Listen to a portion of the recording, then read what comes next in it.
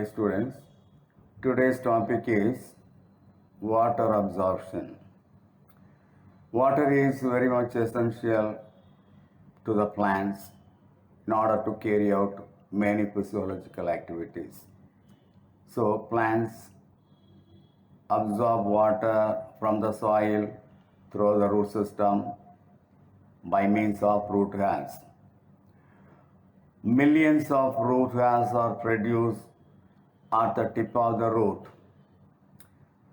In the root, there are several regions: root cap region, region of cell division, region of cell elongation, and maturation region. Only from the maturation region, root hairs are produced. Root hairs are thin-walled, slender extensions of the root epidermal cells that greatly increase the surface area for absorption.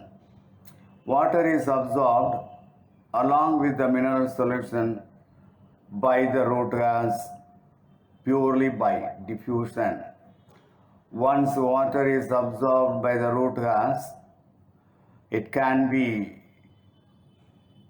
transported deep into the root layers by two distinct pathways. One is apoplast pathway, the second one is symplast pathway.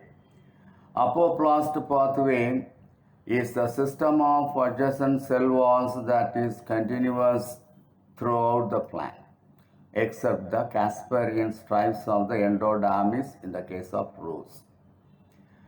See, in the apoplast pathway, the absorbed water will move through the cell wall of one cell to another cell like that, and also intercellular spaces. By means of intercellular space and the cell wall, the movement of water takes place from epidermal cells to the xylem, that is apoplast. But the apoplast pathway is difficult in the case of endodermis of the root, because the endodermal cells are having Casparian stripe. Casparian stripe is a waterproof layer. It is formed due to the deposition of suberin. Suberin is a waxy substance deposited on the outer tangential wall and radial wall of the endodermis and form Casparian stripe. The Casparian stripe is impervious to water, that will not permit water to move from outside to inner side of the endodermal cells or the next pericycle cell. Some of the endodermal cells are not having Casparian stripe. They are thin-walled endodermal cells. They are present just opposite to the protoxylem. They are called passage cells. So the water is directed to enter into the xylem only through the passage cells, not other endodermal cells which are having Casparian stripe. So that is, even though apoplast pathway of water, apoplast pathway of movement of water takes place through the cell wall and the intercellular space. In the case of endodermal cell, it is not possible to enter through the cell wall because the presence of Casparian stripe on the endodermal cells. So the apoplast pathway does not involve crossing the cell membrane. This movement is dependent on the gradient. The apoplast does not provide any barrier to water movement, and water movement is through mass flow. As water evaporates into the intercellular space of the atmosphere, tension develops in the continuous stream of the water in the apoplast Hence, mass flow of water occurs due to the adhesive and cohesive properties of water. So, in the case of apoplast pathway, two main properties we have to consider. One is the adhesive property and cohesive properties of water. With the adhesive and cohesive properties of water, mass flow of water continuously takes place through apoplast pathway. The next system is Simplast pathway. The Simplast pathway is the system of interconnected protoplasts of the neighboring cells. The symplastic pathway is the system of interconnected protoplasts. The neighboring cells are connected through the cytoplasmic strands that extend through plasmodesmata. So in the cell wall, there are channels present, minute openings present, through which the cytoplasm will pass through those channels and communicate with the cytoplasm of the nearby cell or neighboring cell. That channels are called plasmodesmata. Through the plasmodesmata of the cell wall, water move into the cell through the cell membrane and also the cytoplasm. So that is the simplest pathway. In the plasmodesmata of the cell wall, then cell membrane, then cytoplasm, the water passes and enter into the cell. That is the simplest pathway. During the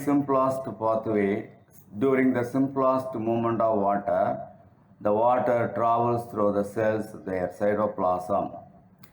Intercellular movement is through the plasmodesmata. Water has to enter the cells through the cell membrane, hence the movement is relatively slower. When compared with apoplast pathway, the simplest pathway, here the movement of water is very, very slow because the water has to cross the cell membrane.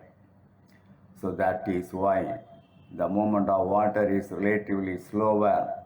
Movement of water is again down a potential gradient. Simplest movement may be aided by cytoplasmic streaming. Cytoplasmic streaming movement or cyclosis that we have studied in detail. That also will be helpful for the apoplast, that is simplest movement of water. So the streaming cytoplasmic streaming movement you have studied in the cells of hydrilla leaf. The movement of chloroplast due to streaming movement is visible very clearly in the hydrilla leaf. Most of the water flows in the roots occur via the apoplast since the cortical cells are loosely packed, and hence that offer no resistance to water movement. However, the inner boundary of the cortex, the endodermis, is impervious to water because of a band of Casparian stripe present on the outer wall. Water molecules are unable to penetrate this Casparian layer, because that's why the movement of water is directed to the wall regions that are not having Casparian stripe.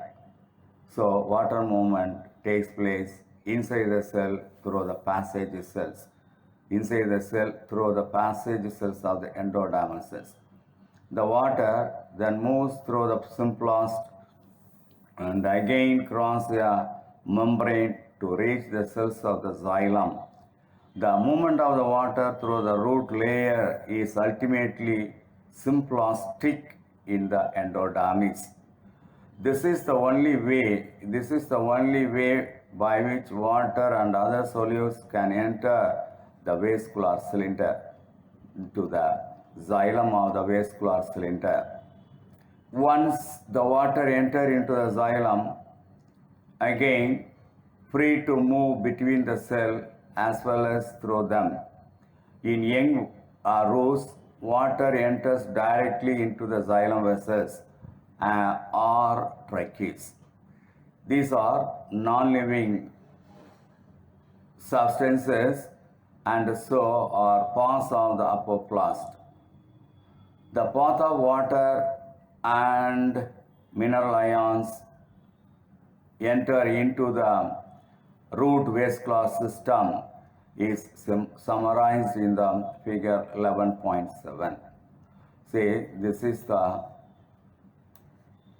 figure 11.7.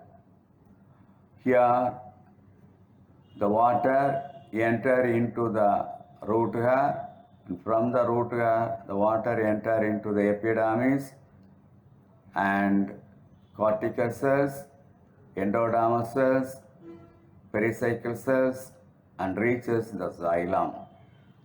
This type of movement of water through the plasmodesmata of the cell membrane, cytoplasm, and enter into the epidermis, cells of the epidermis. In the cells of the epidermis also, the water moves through the epidermal cells, through the plasmodesmata, cell membrane, cytoplasm, and reaches the cortical cells via plasmodesmata of the cell wall, cell membrane, and cytoplasm. Like that, from the cortical cells, the water enter into the endodermis through the passage cells. Passage cells are thin-walled endodermal cells without Casparian stripes. Through the passage cells of the endodermis, the water enter into the xylem through the cells of the pericycle. This is symplastic pathway. On the other hand, apoplastic pathway, in this pathway, water enter into the root hair, and from that epidermis, cortex, endodermis, pericycle, and reaches xylem through the cell wall and the intercellular space of these cells. That is apoplastic pathway. So that's very clear. Apoplastic pathway means movement of water from exterior to the xylem through cell wall plus intercellular space. As far as symplastic pathway is concerned, movement of water takes place through the plasmodesmata of the cell wall, then cell membrane, then cytoplasm, and enter into the cell. Like that, in each cell, the movement of water takes place till reaching the xylem cell. So that is the simplest pathway. Some plants have additional structures associated with them that help in water absorption and mineral absorption. Mycorrhiza is a symbiotic association of the fungus with a root system. In some of the higher plants, the root system is found associated with fungal mycelium. That combined structure is called mycorrhiza. When the fungal mycelium is found associated with the root of higher plants, that is called mycorrhiza. The fungal mycelium, the filaments of the fungal mycelium forms a network around the young root, or they penetrate into the root cells. The hyphae have a very large surface area that absorb minerals mineral ions and water from the soil from a much larger volume from the soil. In turn, the fungal mycelium provides minerals and water to the roots. In turn, the roots provide sugars and nitrogen containing compounds to the mycorrhizae as a food. Some plants have an obligate association with a mycorrhizae. For example, pinus seeds cannot germinate and establish without the presence of mycorrhizae. So that's all about today's topic.